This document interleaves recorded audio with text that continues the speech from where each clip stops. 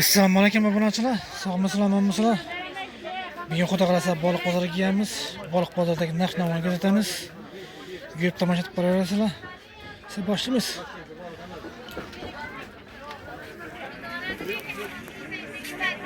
Assalomu alaykum.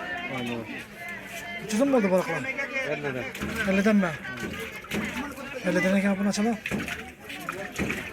Sırada balık Navruz, bayram dövrleri. 60'tan gitti böyle. Assalomu alaykum. Chizim bo'ldi bu? 40danmi? 40dan ekan. Assalomu alaykum. Chizim bo'ldi baliqlar?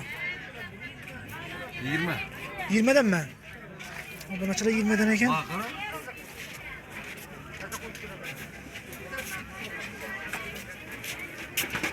Bana sazarlar var ekan. Obunachilar sazarlar. Sazarlar ben gezdim ben. 4 kilo virüs çıkıyor. Yana kaysını koyun. Aytkanı koyun. Assalomu alaykum. Selam verin. Necha so'm bo'ldi bu? 50'den verdim. 50 dan ekan. Obunachilar. Apa şunu koymayın ha. Like basışlardan çıkmasın. Assalomu alaykum. Necha so'm bo'ldi baliqlar? 50'den. 50 dan. Bular ne?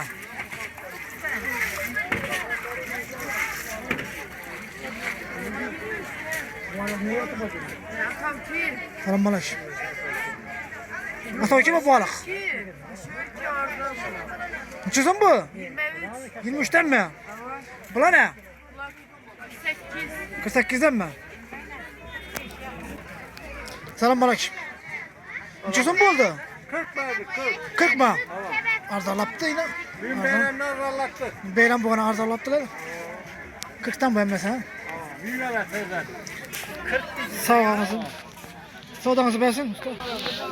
Ucuzun mu oldu? Selam bana. 40'tan mı? 40'tan ne ki? Abone açalım. Abone açalım. İlanet tuttu beni. Juy. Ne çekene veredi bu? Selam bana.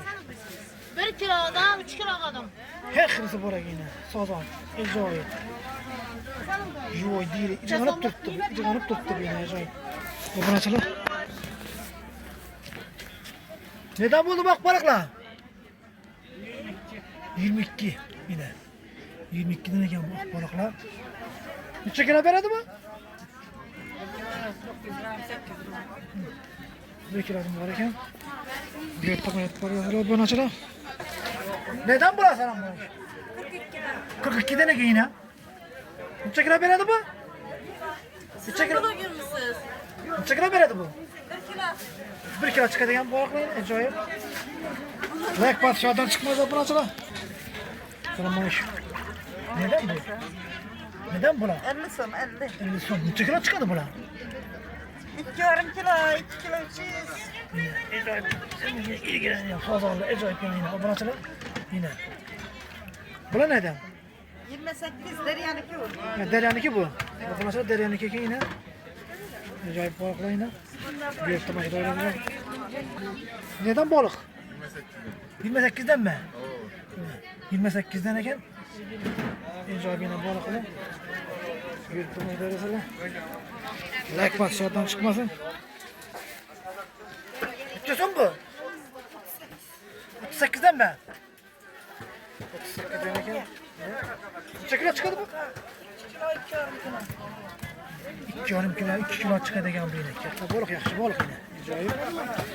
Shu bilan videomizni yakunlaymiz. Sog' olun, salomat olun. Videomizni yoqsa like bosing, obuna bo'lib qo'ying.